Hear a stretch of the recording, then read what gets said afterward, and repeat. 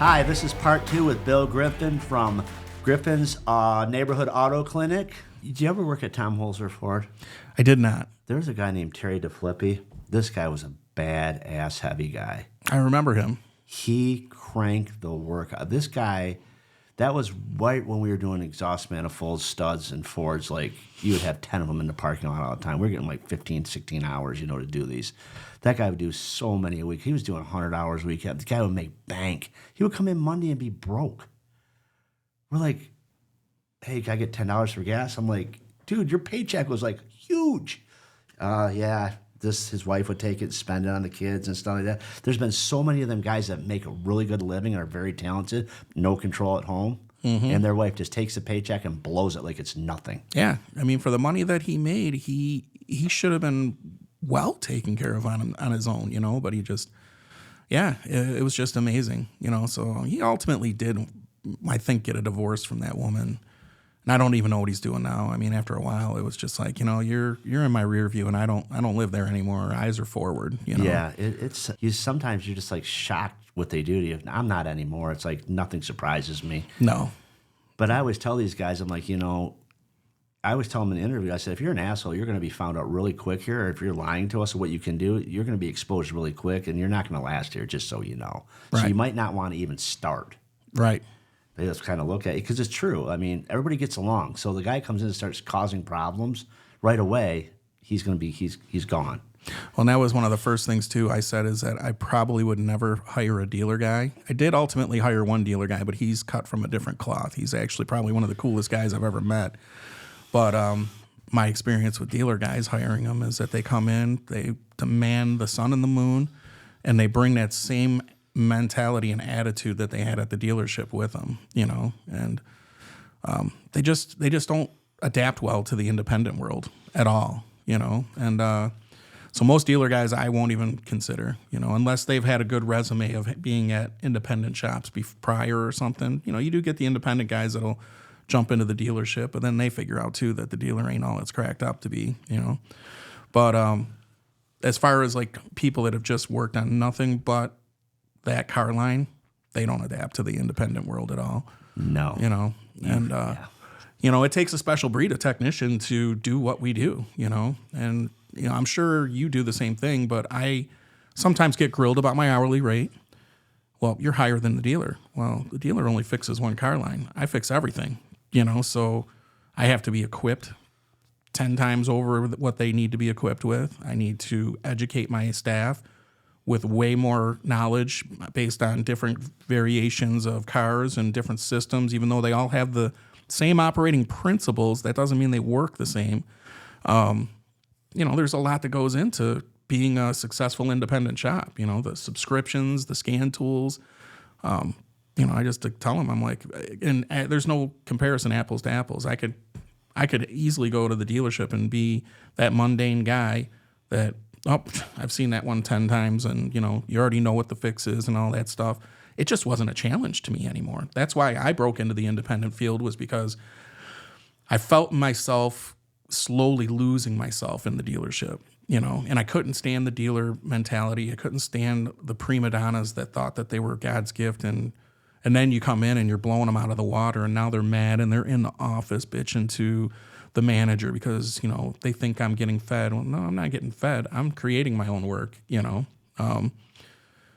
So, maybe it's some of my own PTSD from the dealership too, but, it's been my experience that every dealer guy I've hired, it's just been a utter failure, minus the one that I've got right now. No, I would agree with that. I just hired one. I got two things to talk about on this topic. Number one, I'll start with the dealer. The dealers are set up where everybody gets a piece of the action. Yeah. Okay, so once again, it's cutthroat from the front door to the back door. Everybody's getting some kind of commission on something. So who do you think loses? It's kind of like, I don't know. I won't mention any names. I want to get my son. One of the shops give percentage of parts and labor. I've never been a big fan on percentage of parts for techs. The reason why is if you're a huge shop and you have all these techs, the guy goes and spends too much money over the weekend, what's going to happen to the customers Monday? They're going to get ball joints and stuff they don't need. And we've caught the shop around us doing stuff like that. We would do a front end repair on a truck, and they would take it down, say, to get tires put on it. And they're like, hey, they call me up and said things, these ball joints and tie rods, and you're like, we just did them like 2 weeks ago. Right. I've had that happen over and over again.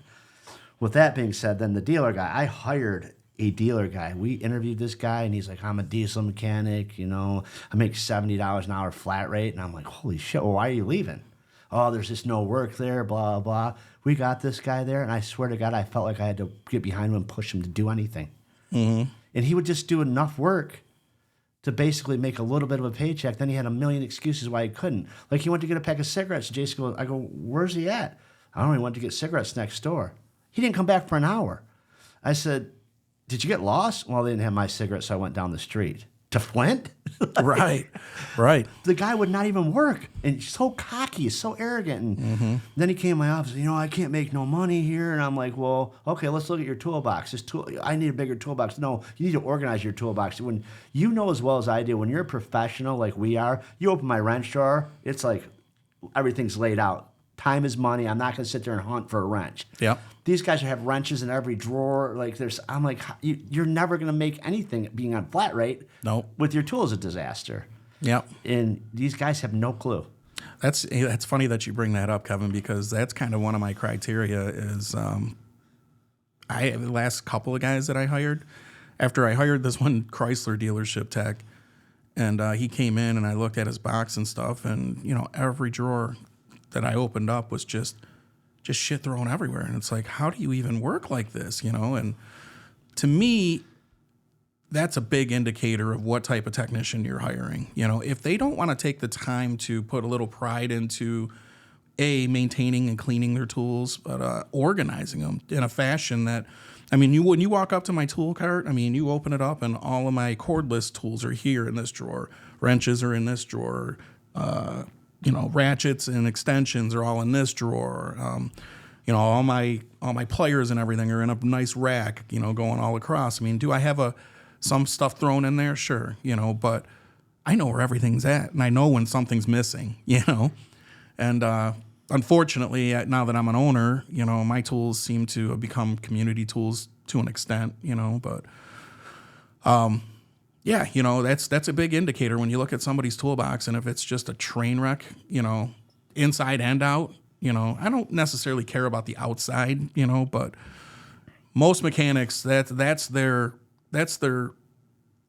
credo right there. It's like, look at my toolbox, I don't know about you, but that's how I was. Absolutely. When I bought my first big Mako box, and I've had it since 1999, but actually probably before that, 98, but that was like, you're spending all this money on a toolbox. Take care of it, Why would you beat the hell out of it? Why would you destroy it? My box still looks the same as it did when I bought it in 98 or 99 or whatever, But yeah, I'm a big proponent for, at this point, why don't you send me a picture of some of your tools too? It's funny you say that. What kind of toolbox you have? Oh, I have enough tools. No, I don't want to see you carry in your little handheld toolbox from Harbor Freight. Right. Or it was Craftsman back. We were doing. I have them show us pictures of their toolbox. That's weird. No, like you just said, a guy with an ego is gonna be like, "This is my toolbox. Here's my tools." Like, here's my. Another thing that irritates the living shit out of me is these guys that have certifications but really don't have certifications. They can take a test, but they can't actually apply it to anything. Right. And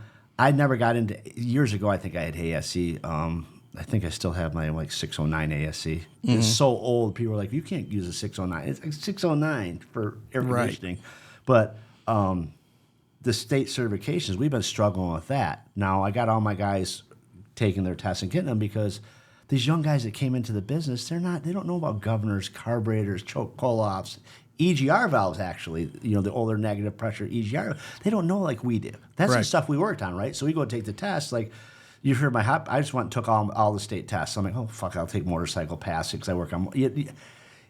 I knew all that stuff because that's what I worked. Now looks like they hybrided the tests a little bit. Did you? I don't know. I haven't taken one. I haven't taken a state test in quite a while. I did have to recertify my ASCs last year. Which gives you the The states automatically. Automatically. They kind of hybrid them, so there's some newer stuff in there too, which because I noticed right away in the collision they started talking about self-piercing rivets and stuff like that, which was never a thing, back in the day. But my point is, these younger guys are having a hard time passing these tests because it's not stuff they really worked on. Right. So we've been working getting them their certification. And I agree with that. I have one tech. He's a phenomenal tech, and he's only got 2 or 3 ASEs, and same thing. I mean, he's probably got maybe 4 or 5 states, but he's just at a point where he's like, I can't pass those tests. I'm like, well, you can pass them, He's like, well, I'm a doer, So after a while, it's like, it's up to you. If you're not going to take those, I'm just not going to give you that work in that area. I go, and this is pretty much where you're capped at, hourly wise, flat rate wise, because that's how I get these guys to actually take the test. You take the test, I'll bump your pay rate, and, the ones that want to make more money, great, but I'm even like my that drivability guy that I hired a couple of years ago. I've had him go back and fail engine performance and stuff like that. He had to take it twice, and, they have a hard time taking those tests for that reason, and then, all of my ASEs lapsed. So I had to take all of them in a day, so wasn't paying attention. And I had to drive from Lansing. I went to Ann Arbor and took 6 of them. And I had to go straight to Lansing because they wouldn't let me do all the tests all at once because now they make you register and they already know what allotted time is for the test. Well, I knew I could take them all, but it exceeded the time that they were going to be open. So they wouldn't let me take all of the tests because there was too much time allotted for each test. So I booked 6 of them over here and I booked the other 3 over here. So I immediately took those ones and then I drove all the way to Lansing and I took the other 3 and I wound up failing diesel. And I'm like, how does that happen? So I had to wait a little bit to retake it. And then, I went and retook it and they're like, oh, you're going to study for it? And I got teased so bad by the shop because I never fail a test. And, I said, no. And they said, you don't study for these at all? I said, if I don't know it, I don't deserve to have it. I go, anybody can go and brush up and study for these tests. I go, it's not about that. It's about me proving to myself that I am worthy of owning that certification. And by doing that, I need to go in dry and I need to go off of my knowledge base, my expertise, and just take it, and not everybody can do that. And I see it all the time. I mean, my guys struggle with it too. It's and I think it's going to get even worse. It's I don't know. It's a weird world out there right now. It's not the world that we were used to. I don't know how dealer guys are even going to make it. Honestly, because I mean the technology's getting so radical. I mean, how are you going to make money on warranty time? Yeah, well, I've talked to a lot of people that work at the dealers, just through contacts. They're now, to get these techs in there, they're paying them book time. The dealers are actually making up from warranty to book. Really? Yep. Wow. Okay. Because they can't. The other thing I kind of used to think was really weird is they really don't push the state certifications at the dealer. It's kind of like they get left alone or something. Like you go up there, you see some of these guys have certifications, but some of them don't. Well, he's Master Ford certified. That goes back to you. That's great. Like, I don't know about you. When I was coming up, I wanted to know everything. I did too. Okay, so me, when I looked at a guy, he's like, I'm a brake specialist. Oh, so you don't know how to do anything else. That's kind of what I want to say to him. Right. And how many years, over the years, how many people have you come in and say, well, they say, I'm a front end brake specialist. Oh. You're like, dude, everybody's that's the gravy. And I always used to think to myself, okay, you get the guy with the less skill in the shop, he gets the best jobs. You got a poor guy over here doing drivability with all the certification. You got Joe Blow over here doing brakes that he can crank 5 or 6 brake jobs out a day and make more hours unless this guy's smart and can do, the drivability. That's I always found really interesting. Yeah, and that was, to me, the biggest frustration with the dealers was that throughout my whole time in the dealership, I started out as a drivability guy, and I wanted to do more. And my service manager at the time was like, if you're certified in it, you can do it, but it would create so much chaos in the shop. You'd get the suspension guy go, why are you hanging struts? That's my job.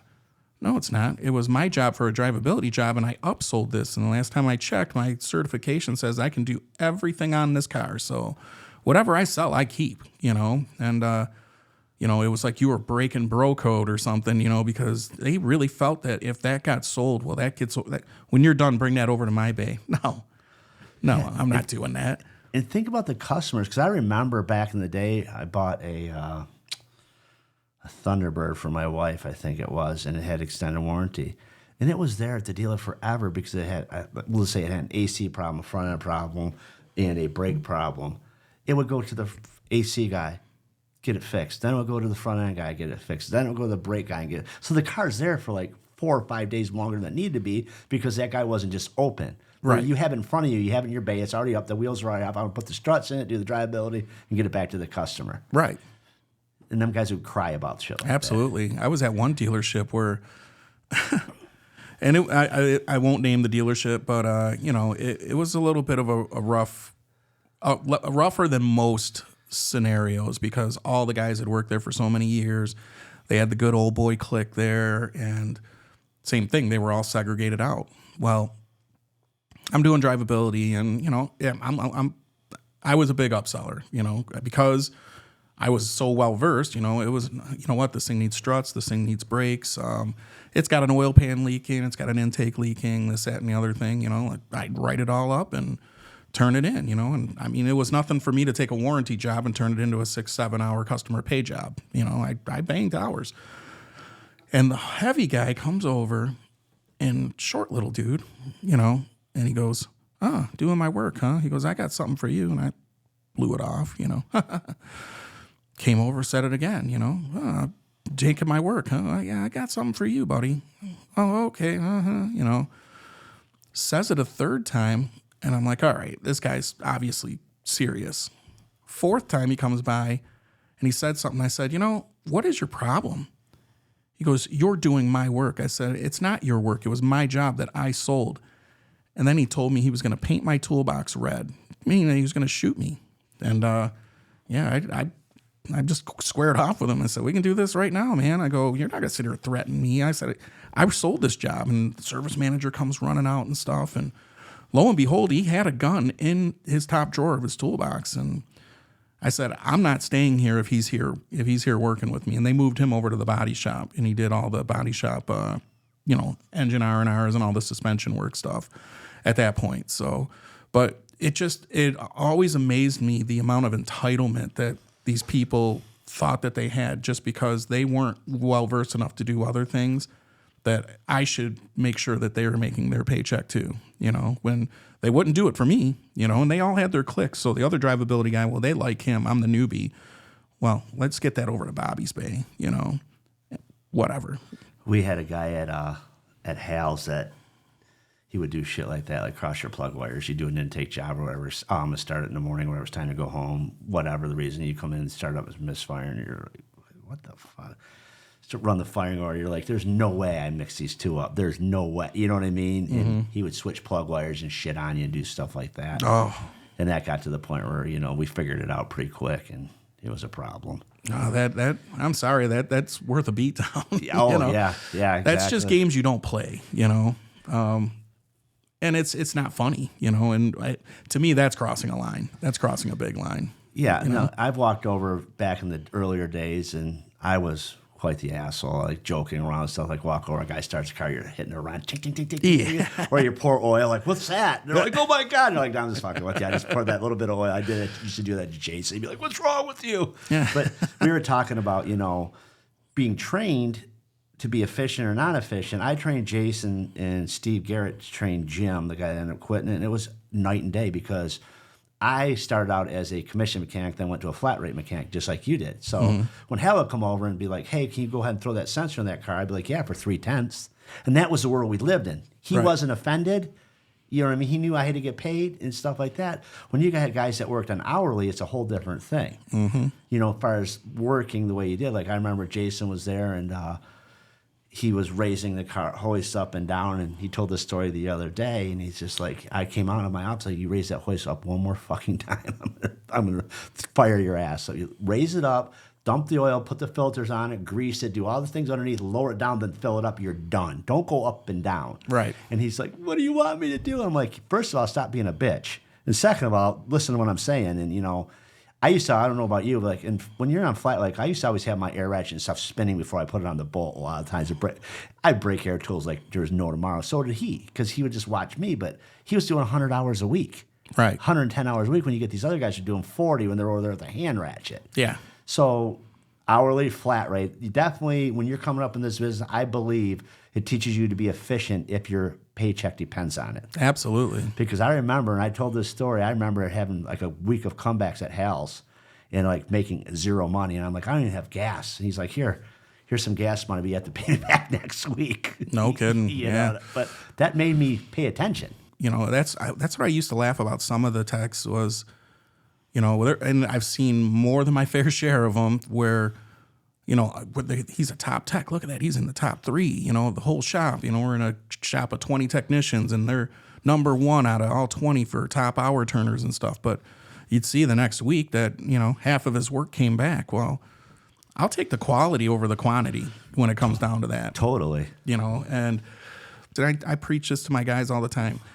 Take the extra 10 minutes to just look your job over, double check it. When you're done, test drive it, bring it back in, put it up in the air, do one final thing on it, you know, look over, make sure, you know, because if it comes back, I'm not paying for it. And if it gets any parts, you're paying for the parts. You know, you can pay cost, but you will pay for the part, especially if you misdiagnosed it. If you're completely wrong on your misdiagnosis, and that person spent this X amount of money, we're going to fix it. We're going to fix it right, and you're going to pay for it. And that alleviated a lot of the comebacks right out of the gate.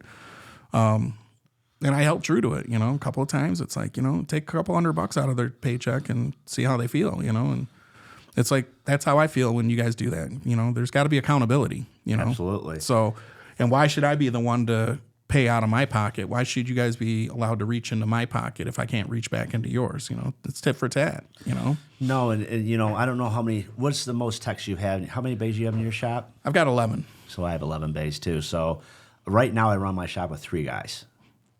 Yeah, right now I've got 1, 2,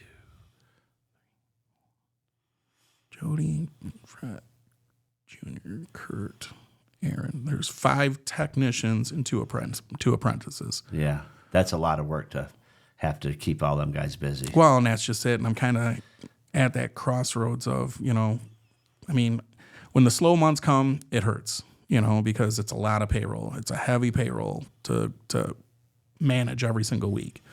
And, you know, when you know what your break even is, you know, that's when you start stressing, because it's like, you know, when the car count's not there, you know, and the dollars aren't there, it's like, okay, well, I'm taking a hit this week. So, but now I'm getting to a point where it's like, okay, well, if we don't have the work to sustain it, then the hourly guys are going home. That's it, you know, and we'll restrict their schedule or whatever, you know. And, you know, as far as the flat rate guys go, they all have a base, you know, and I just restructured their base based on, you know, hours. You know, if I'm giving you a 40-hour guarantee and you're only getting 20 hours, well, guess what? I'll guarantee you 20 hours, you know. And next week, if you are in between here and here, well, here's your base, you know. And I tiered the bases up a little bit to where once they get to 35 plus, it makes more sense, you know, but it's holding them more accountable now, you know, because I did have it to where they all had a 40-hour guarantee, no matter what, times their hourly rate.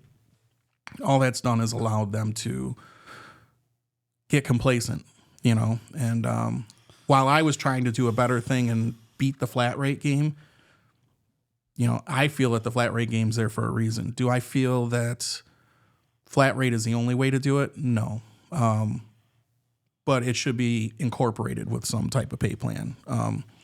The days of you and I, when, you know, that's all you got was flat rate and no base, you know, it was feast or famine, you know. And you know, but it was almost smart on the dealerships or the repair shops, and because if they were down, you were down too. So it was almost a double offset. Like, well, yeah, we really didn't do that great this week, but you know, my payroll's way down here too. No, I would agree with that 100%. You know, I have 3 techs and 1 service advisor.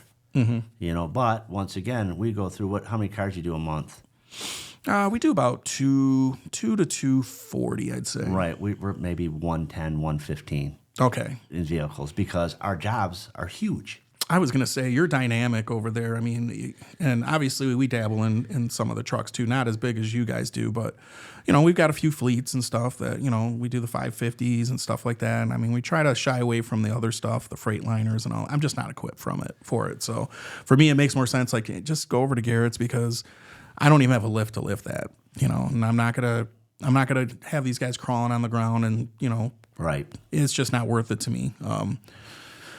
But they do pay big, and it's a hard nut to swallow when you can say, man, I know that's an $8,000 or $10,000 job that you're shoving away, but when you weigh the dynamic of what's it going to take for me to do that job versus sending that job over to Garrett's and they're equipped for it and they can actually handle it, I'd rather do what's in the best interest for the customer, and keep my guys moving. If they're bogged down on something like that and it's really not in their realm, then I'm not doing myself any justice. I'm not doing the customer any justice. I've actually have started sending some of the work that slows the guys down at Garrett's over to my other shop, Motor City.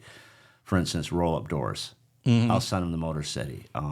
Liftgate stuff, we'll do a lot at Garrett's, but if it's any like type of heavy welding or stuff like that, we'll send over to Motor City. Anything that really not in our realm that we're really not super good at, I'll send over there to get done. Right. Like we had a firm-built trailer, a 53-foot trailer that the whole fifth wheel is rotted and the whole front of the trailer had to be cut off and rebuilt. We rebuilt the whole thing at Motor City and welded it, put a new plate in it and all that. So that's just not something we're going to do at Garrett's because you're right, it just slows everything down. Right. And I'll tell you another thing I have worked on for the last year seriously. We made our first year seriously. It was me backing out of the business. And the first thing I did a couple years ago is take my toolbox home. Because it was sure easy if they had a problem or whatever, I would just go out there and jump in and get my tools out and do it. Mm-hmm. What I realized is I was fixing cars and trucks. I got fixed cars and trucks. I wasn't paying attention to the business part of it. Absolutely. Kind of going back to the thing, on Wednesdays, my wife comes in there and I sit next to her. I had the handyman cut out the office wall so I could talk back and forth to her.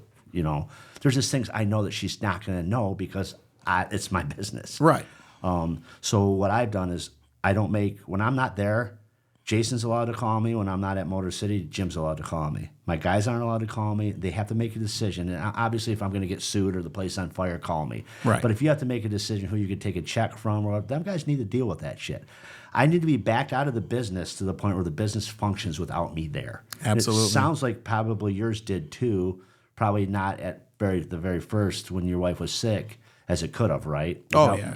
Because let's face it, if I sit up front, I know I can sell way more than my service advisors. Yep. Just on knowledge alone, talking to the customers. Or they just know me from being there. I can call them and go, hey, Bill, you need Kevin to take care of it. I know you're going to give me a price. My guys are like, I've been trying to sell that guy front brakes, So I've really made it a point to be out of the everyday operations of my shops. And what it's done for me is kind of, I can go in there and do the bookwork type of stuff and kind of chill out a little bit. Well, and that's what I'm pushing for right now because, I've allowed myself to be manipulated into, well, we need you out here. Well, now it's like James has been working for me since he was 18 years old. It's like, you need to be the shop foreman. You will be the shop foreman because I cannot be the go-to. If these guys and everybody and their mother is coming to me to solve problems, I said, then you are effectively keeping me in the business and not working on the business. I go, and this is where we run into trouble. If I don't have the time I need allotted to do the marketing, do the payroll, do the books, go to social events, network, things like that. These are the things that built this company from in the beginning anyway.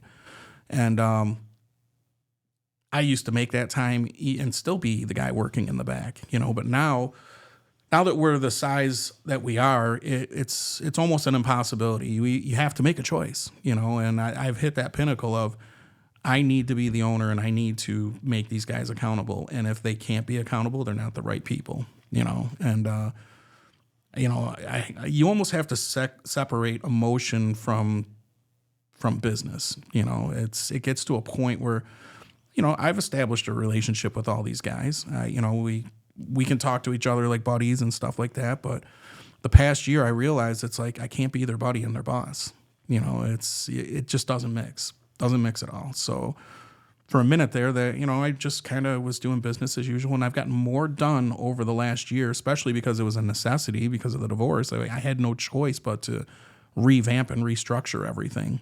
So it took a lot of time, and then James calls me on a Friday night and says, well, you've been slipping a little bit, and we see it, and this, that, and the other thing. I said, slipping out. Well, sometimes, you don't, you got a lot going on, and I did. It was a stressful year last year. Oh, hell yes. But he said, give us a chance. Let us run it. He goes, give me the month of September and let me run it. Okay, so I let him run it in the month of September, and I kind of stayed out of it for a few months, and then I realized that, what, this is failing. They're not hitting the numbers because they're still trying to rely on me, and I was getting phone calls throughout the day and stuff like that. And if I was present in the office, it was guaranteed that there was somebody in my office all the time when I was trying to do the other stuff. And I spent more time getting interrupted, walking away, going and looking at something in the shop, coming back, trying to get back to what I was doing.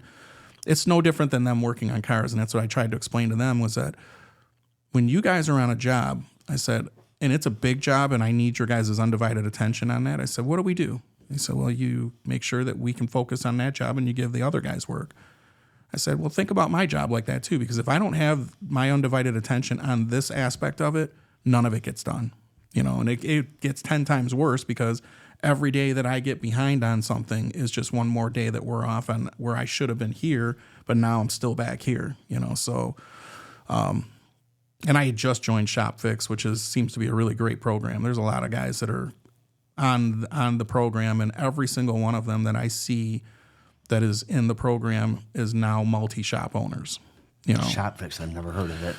It's very similar to shop management or ATI. However, it's built strictly off of a guy that already owns shops. So he basically took and modeled everything that he did, put it all in formats for videos and stuff like that, things you can go back and reference anytime. You get a coach, and you got to put in your numbers and all that stuff. But it allows him to actually, the processes that he's put in place are real life processes that he has implemented within. I think he owns 8 or 10 stores now. And all of the other coaches are all shop owners too that own multiple stores. So, and all of the other people that I know that are in ShopFix, guys like Joe Mazer, the Motor City Euro, Blenard, I don't know if you know him or not. There's Meadows Automotive out in Waterford, Kyle Meadows. He owns a few shops. Richter Automotive, they're out in Lansing. I think they just bought either their 3rd or 4th shop. Carl Rokel, he's out in Jackson. He's got 3 or 4 shops. These guys are all in the same, what they call tribe, but I have watched these guys over the years, and they've been in the program for many years at this point, and it works, So for me, it's, again, I don't care how long you've been in the business, you're never done learning. The minute you think that you're done learning, you've lost the game. So I joined it. It's $297 a week, and for the first time, I actually have the whole shop engaged. I have them all registered. They're all on there watching videos. I tell them which videos I want them to watch. We sit down now and we talk about, what'd you find out in that video? Oh, it's pretty informative. And, I learned this and that and the other thing. And now they're getting more engaged on how they can help make the shop a better place versus me just barking orders and, trying to change the stripes on the Tigers. I'm actually getting the Tigers to change their own stripes. So that's pretty cool. So do you want to own multiple shops? No. I know. No. I was sitting there thinking to yourself, you're the same age, right? You're 54? Yeah. I'm thinking to myself, 60, I'm out. I have 2 shops. Yeah. And I will tell you, if I didn't have Motor City, and Motor City kind of morphed from a crane refurbishing company into a body shop, dealing with insurance companies, doing all the stuff I do. Not that I want to get rid of it or anything, but if I had to redo it over again, I would have closed the crane company, run my building out, and been done. The collision business is horrific.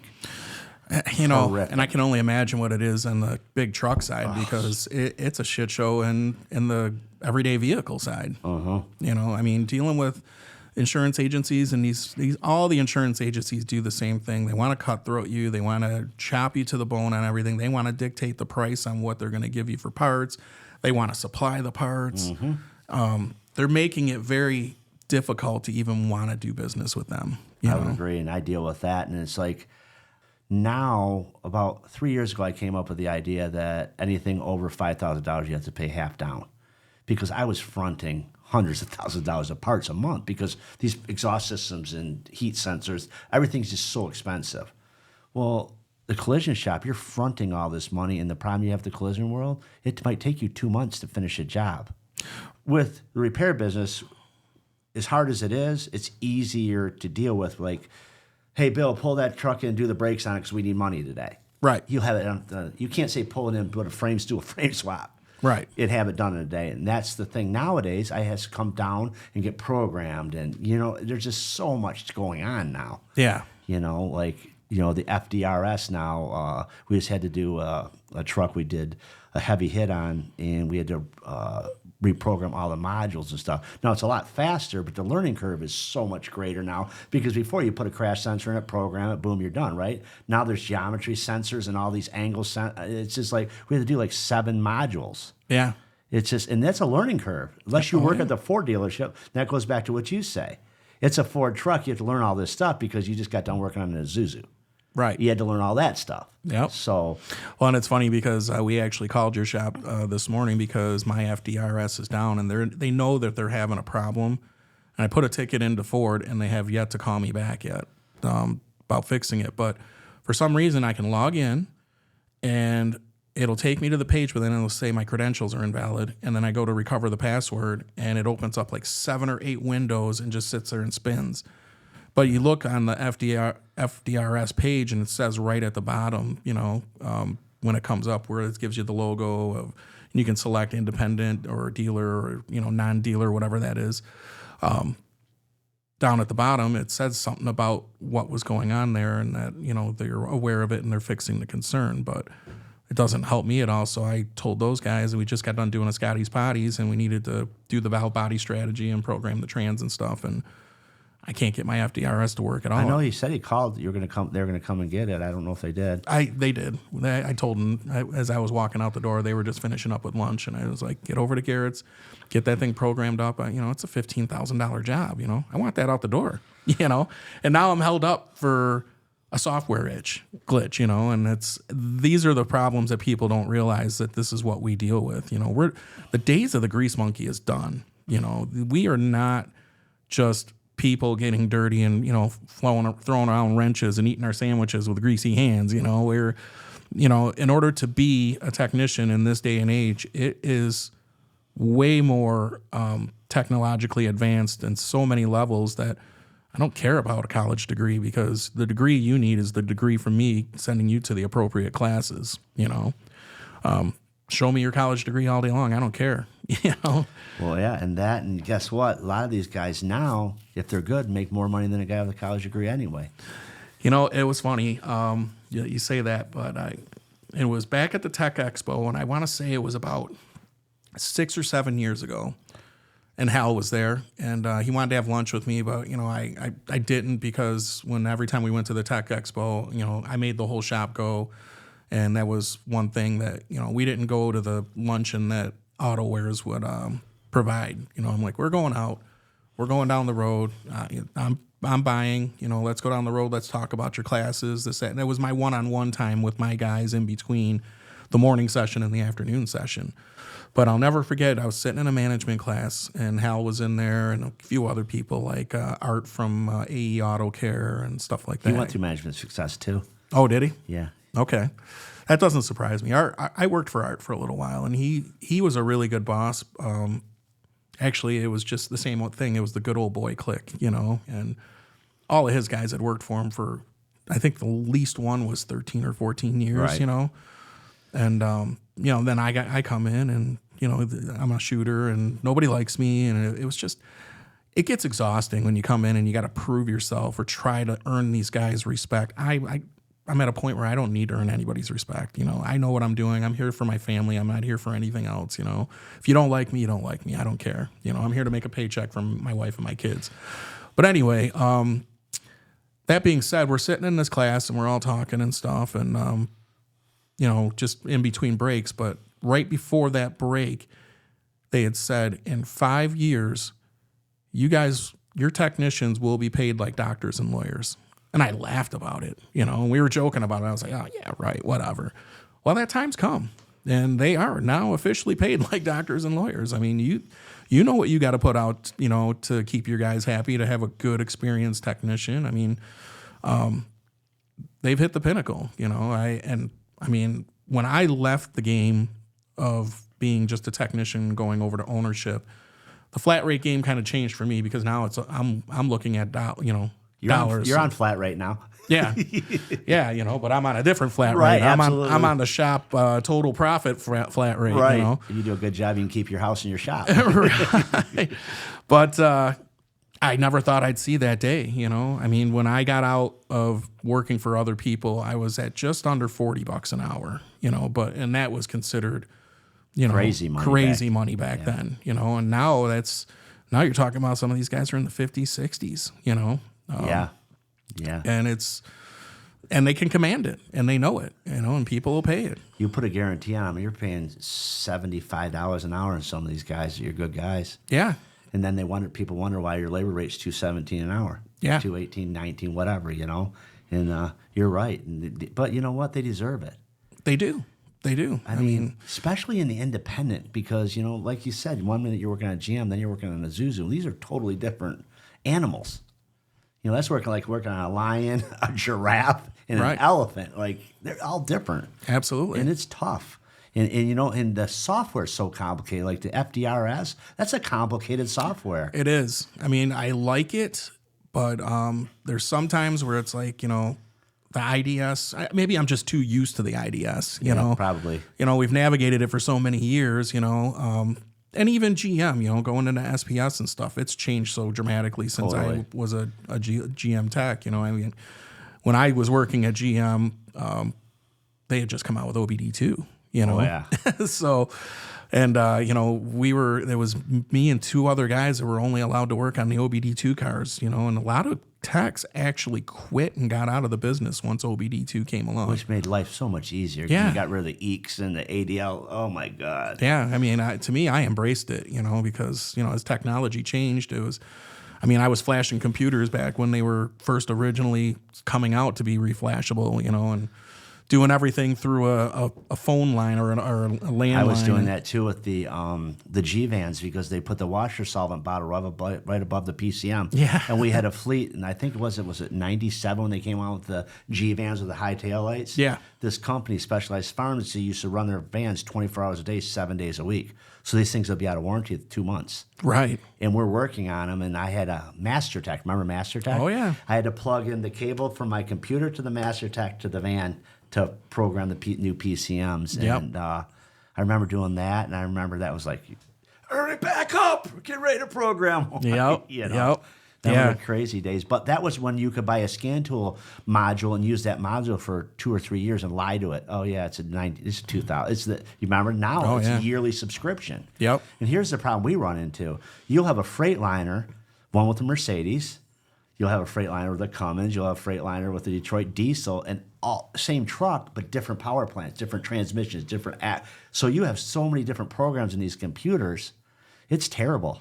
Well, and even to take that a step further, and I don't know how you do it, because just for what little we're exposed to compared to you call down and you've got a Dodge truck that's got a Cummins diesel in it. Well, Dodge knows nothing about that. They're telling you to call the Cummins store, and it's like pulling teeth to try to get the right information, get the right parts, and they're all they're doing is pointing fingers at each other, like, oh no, they got to look at that. Oh no, that's theirs, and it's like that's frustrating to me. So I sympathize on your plight with that, because either that or when you open up a vehicle and all the wires are white, it's like little itty bitty numbers. Yeah, and I'm like, come on, man, this, but.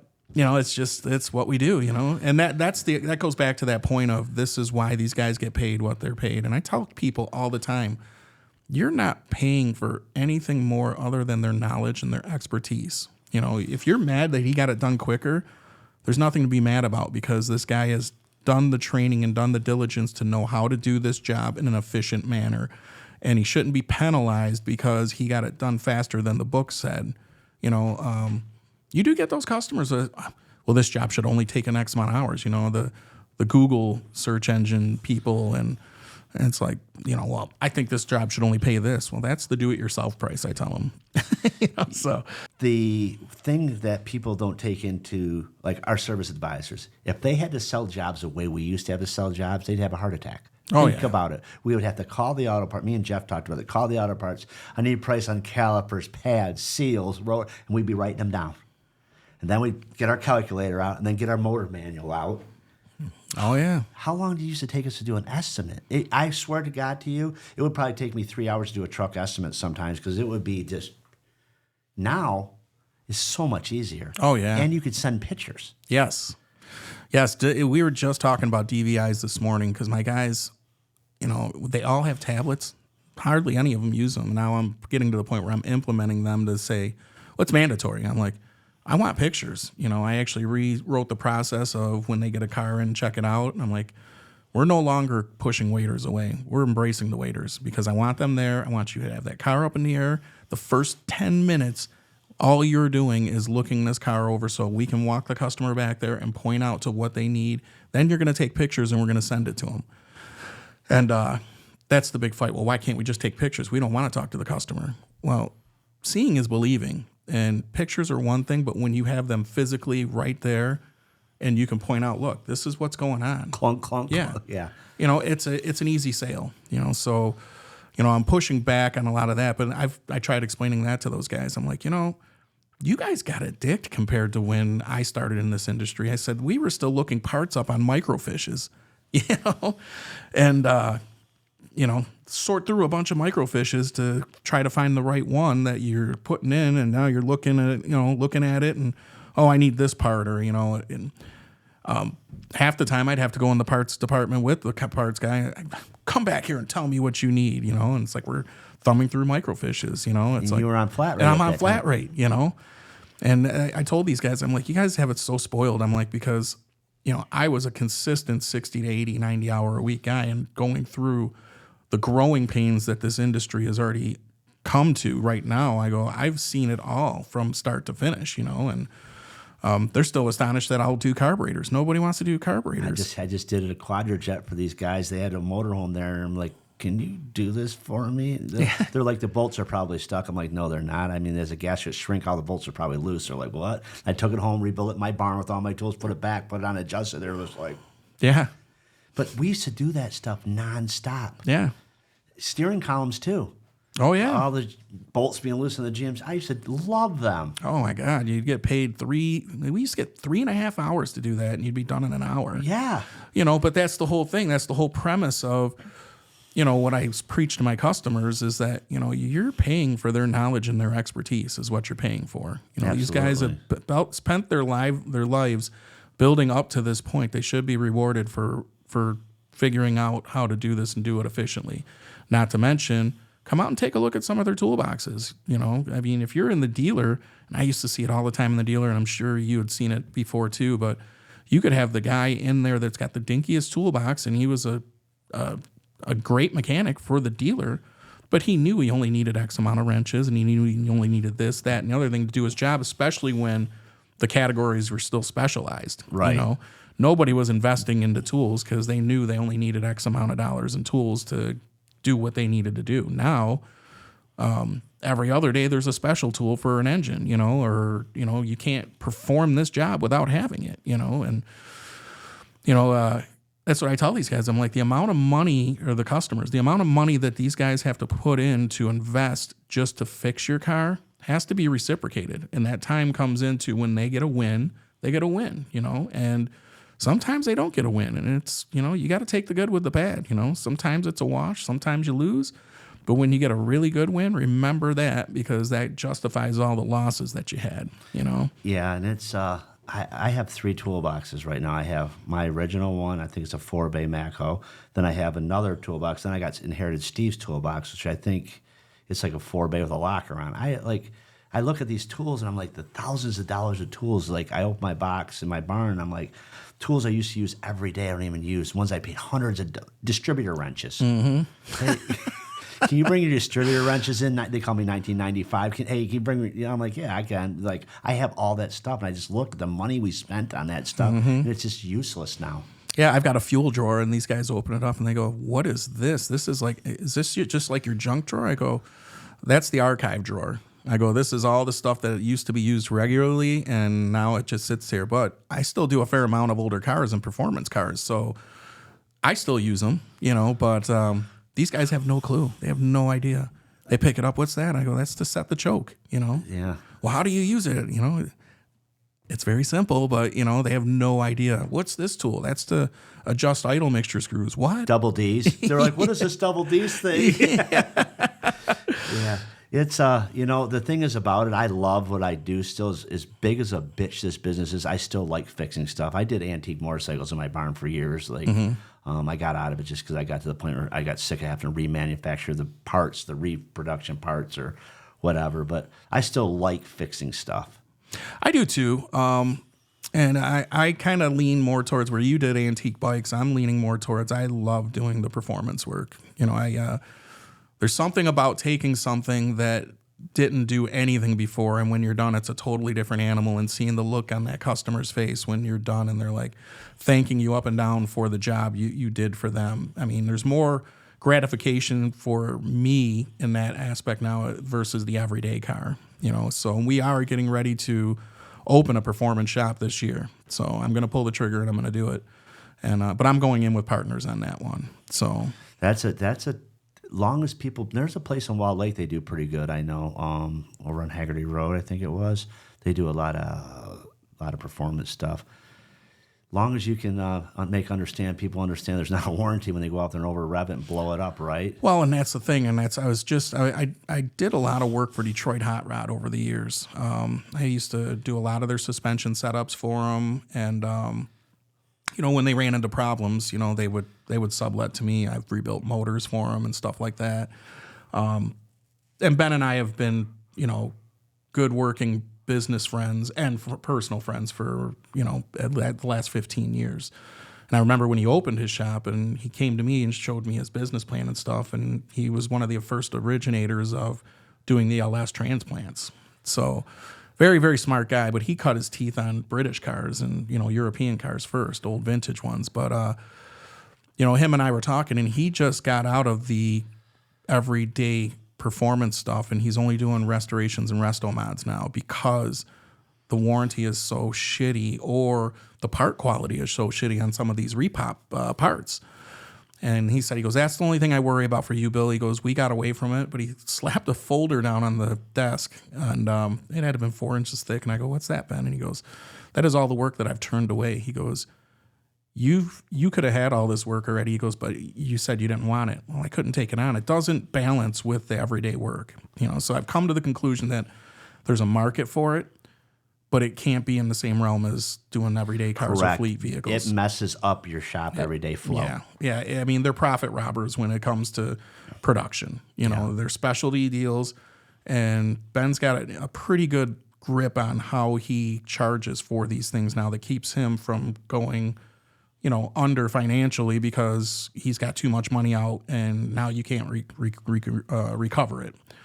And he's had that where he's got money into all these cars and then people just don't show up or they quit paying or something. Now he's stuck with the car, you know, and he's got all this money into the car and he's got to do a mechanics lien and all that stuff. But now they have a system where, you know, every car they do, these people pay $3,000 a week no matter what. There you go. That's a good idea. If they miss a payment, they stop working on that car and they move to the next one. You know, I mean, work stops right then and there. Your payment didn't come this week, you're done, you know.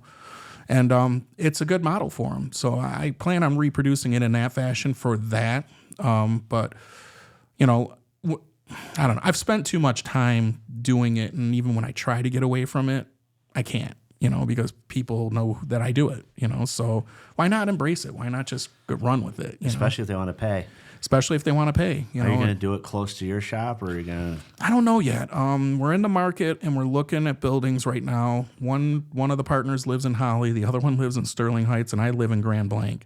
So we're trying to find a good, happy medium there. I don't know. We'll see.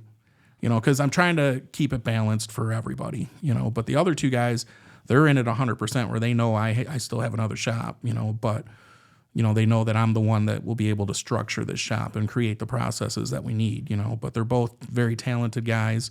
And I said, guys, come on, we're in our 50s. I said, I'm looking at this from a different perspective. I'm like, we need to get some people in, train from within, monitor. I go, we need to be the supervisors and we need to have a crew under us. Right. Bill's going to be here on Thursday from 1 to 4 or whatever. Bill's not going to be here building engines. Right.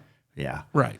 So maybe you're going to have somebody do lower ends and some stuff like that. And I still don't mind doing that stuff. And Ben's actually kind of pushing hard on me to do it because, I'm good at it. I love building hot rods and performance motors. I love firing something up that makes 700 horsepower and getting out and having fun with it, And I've got more than my fair share of toys myself. So, my goal is to hand it off in 5 years to James and then, focus on the performance side of it and build a name for myself on that side and do something that I really, really love. So here's my next problem. You're going to have this. You have the same problem as I do. Is Jason's one of my top producers. James is your top producer. So you're like, okay, how do I structure this good enough to get another guy as good as him that I've trained for so many years to go out in that shop and turn the work that he's turning so we could actually stay, in a good financial position?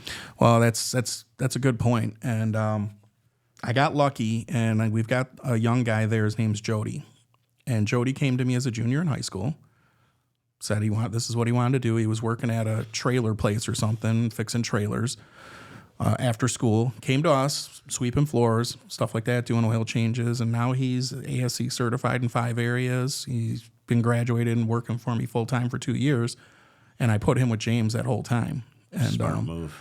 And he pretty much can do anything James can do on these trucks now. I got him doing kingpins and transes, and he's getting real familiar with what commonly fails on the Isuzus and the F550s, and I've got him doing turbos and all kinds of stuff. So he'll be the one that takes James's spot, and he's working hard towards it. And I'm proud of him. He's got a smart ass mouth, but what 19 or 20-year-old doesn't, So True.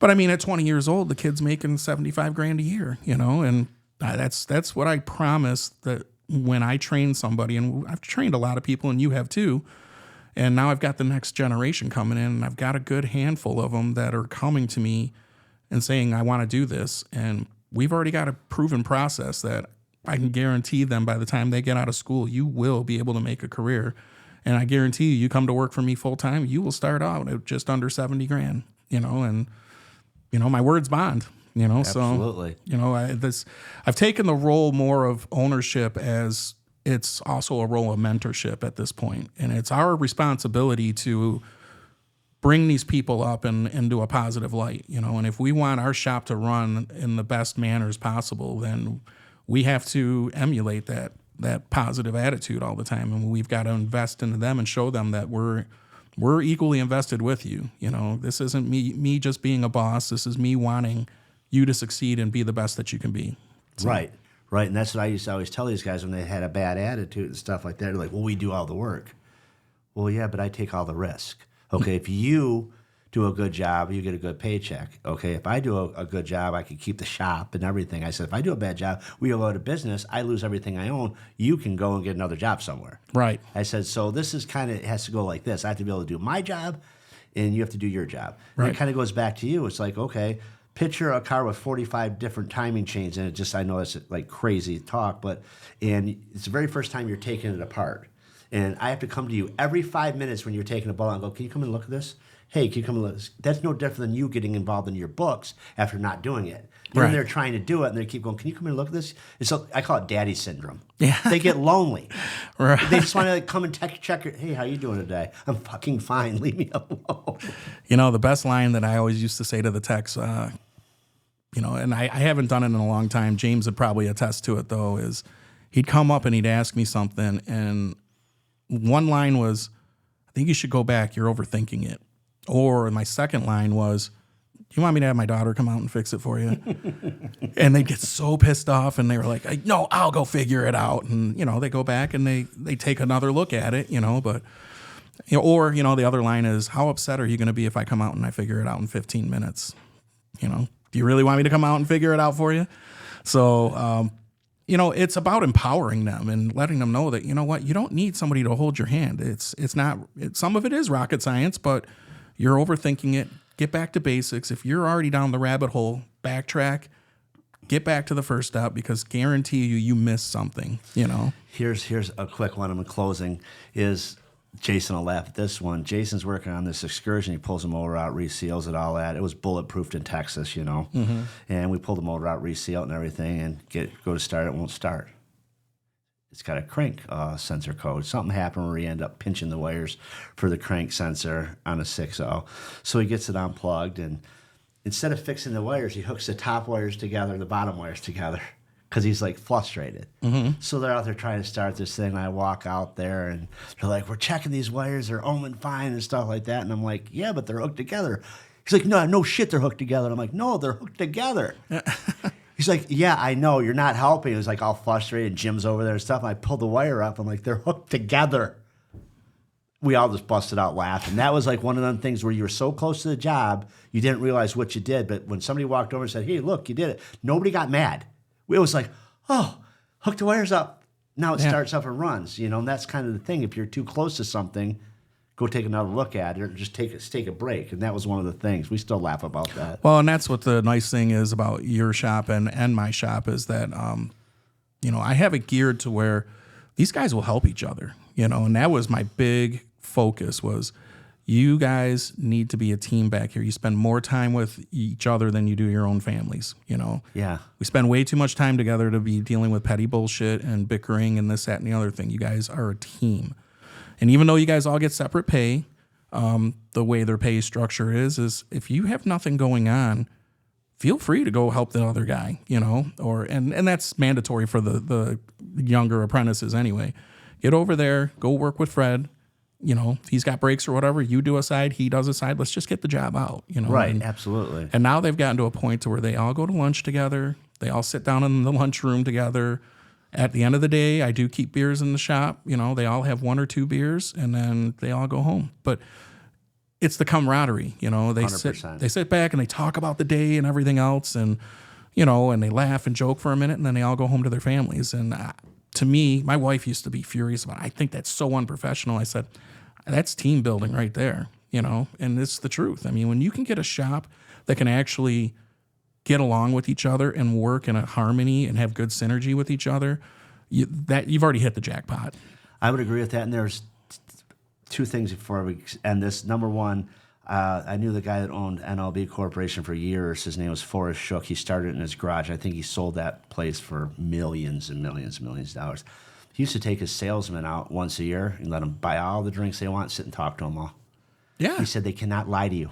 Right. If they get drunk or start getting loosened up from 1 or 2 beers, you'll hear the truth. And that's a good tool to gauge where your people are. I'm like, that's pretty smart. Yeah. So, them guys probably have a beer or 2. They might be stressed out. They might loosen up. You might find out something about somebody that you necessarily wouldn't know. Right. Because we all know loose lips sink ships. But Well, I've kind of removed myself from that because I want that to be their time. You know what I mean? Yeah. And, I was doing that with them. And then I was like, you know what? I think that's something that needs to be theirs, So I eat lunch with my guys sometimes, not as much as I used to. Sometimes I think that's right. It's their time to hang out and do their thing and go hang out or whatever. And they hang out outside the shop, and it doesn't offend me. It's like, good, have fun. Same here. Those, all my guys, they get together, they hang out, they do Friendsgiving and all that stuff. And,